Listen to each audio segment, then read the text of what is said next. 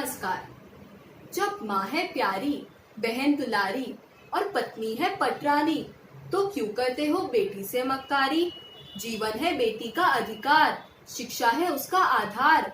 बेटी पढ़ाओ बेटी बचाओ, अपनी सोच को आगे बढ़ाओ। जी हाँ, आज मैं आपको एक कथा सुनाऊंगी। यह कहानी एक बच्ची के बारे में है जिसने ये साबित कर दिया कि वो अपनी मेहनत, अपनी शिक्षा से कैसे अपने गांव वालों की मदद करती है।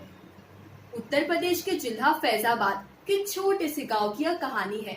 इस गांव में बद्री प्रसाद नाम का एक गरीब मजदूर अपनी पत्नी और 3 बच्चों के साथ एक छोटी सी कुटिया में रहता था।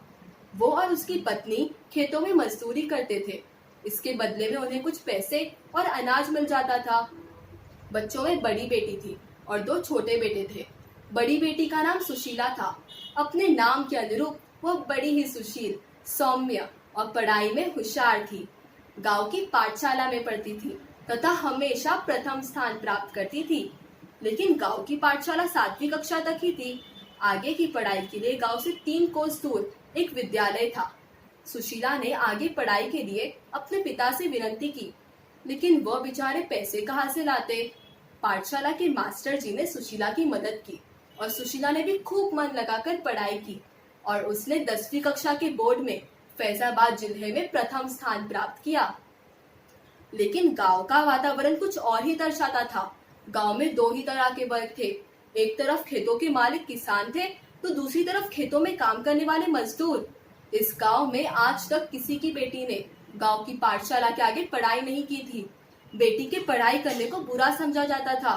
इसलिए गांव के सारे लोगों ने सुशीला के पिता बद्री प्रसाद को चेतावनी दी कि अगर बेटी को पढ़ाना है तो इस गांव को छोड़कर चले जाओ। लेकिन बद्री प्रसाद भी धुन का पक्का था। वो सुशीला को पढ़ाना चाहता था, इसलिए उसने गांव छोड़ दिया और अपने परिवार के साथ लखनऊ चला गया। लखनऊ में सुशीला ने आगे की खूब मन लगाकर पढ़ाई की। उसके पिता बद्री प्रसाद सड़क पर फलों का ठेला लगाते थे। वह उनकी पत्नी घरों में जाकर काम करती थी। इनकी मेहनत और बलिदान को सुशीला खूब समझती थी। जब वह पढ़ लिख कर एक बहुत बड़ी वकील बन गई तो उसने अपने भाइयों को भी उच्च शिक्षा के काबिल बना दिया और अपने माता पिता की भी खूब सेवा की। फिर एक बार कचहरी में उसने देखा कि उसके गांव के लोग आए हुए हैं। वे उसे पहचान नहीं पाए, लेकिन सुशीला ने सारे काम छोड़कर उनके पास गई, उनका हालचाल पूछा। लेकिन गांव वाले बहुत बड़ी परेशानी में थे। उनकी जमीन कुर्की करने का नोटिस आया था। यह बात सुनकर सुशीला को अपने गांव वालों पर तरस आया और उसने उनकी मदद करने का निश्चय किया और कोर्ट में केस लड़कर अपने गांव की जमीन बचाई। तब जाकर गांव वालों को पता चला कि यह तो बद्री प्रसाद की बिटिया सुशीला है।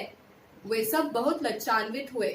वह उन्होंने सुशीला और बद्री प्रसाद से क्षमा मांगी और अब वो बड़े गर्व से कहने लगे कि सुशीला, तुमने तो हमारी इज्जत बचाई, हमारे गांव का नाम ऊंचा किया।